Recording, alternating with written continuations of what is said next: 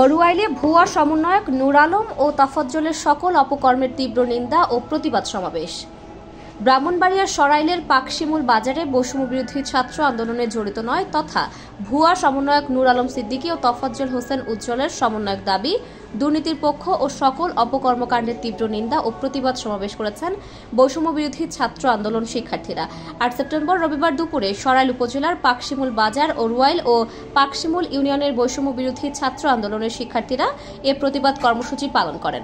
প্রতিবাদ সমাবেশে আরাফাত জিহাদের সঞ্চালনায় পাকশিমুল ইউনিয়ন ছাত্রদলের সাধারণ সম্পাদক মোহাম্মদ আলবিন তালুকদারের সভাপতিত্বে বক্তব্য রাখেন ঈশান মাহমুদ সায়েম।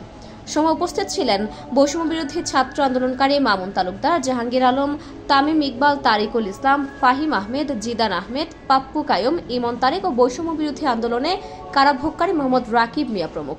প্রতিবাদ সমাবেশে বক্তারা বলেন, বৈষম্য বিরোধী ছাত্র আন্দোলনের শুরু থেকে শেষ পর্যন্ত আন্দোলনের সঙ্গে আমরা জড়িত ছিলাম। সরাইল বিশ্বরোধ আন্দোলন তথা সকল কর্মকাণ্ডে আমরা রাজপথে সক্রিয় ছিলাম। নূর আলম সিদ্দিকী ও তফাজ্জল হোসেন উজ্জ্বল যারা এখন সমন্বয়ক দাবি করছে তারা বৈষম্য বিরোধী ছাত্র আন্দোলনে রাজপথে ছিল না। সরকার পতনের পর তারা আন্দোলনকারী দাবি করে সমন্বয়ক হওয়ার অপতৎপরতা চালাচ্ছে এবং বিভিন্ন সন্ত্রাসী কর্মকাণ্ডও চালিয়ে যাচ্ছে। আরও বলেন, নূর আলম সে আওয়ামী লীগের এজেন্ট আর তফাজ্জল অরুয়াইল স্বেচ্ছাসেবক লীগের সহসভাপতি। তারা তাদের স্বার্থ সিদ্ধির জন্য প্রকৃত আন্দোলনকারীদের বাদ দিয়ে সমন্বয়ক সেজে কমিটি গঠন করতে চাইছে। আমরা তাদের প্রত্যাখ্যান করলাম এবং প্রকৃত আন্দোলনকারীদের দিয়ে কমিটি গঠনের আহ্বান জানাচ্ছি। আমরা জুলাইয়ের 18 তারিখে আমরা ওরাল প্রোগ্রাম করি।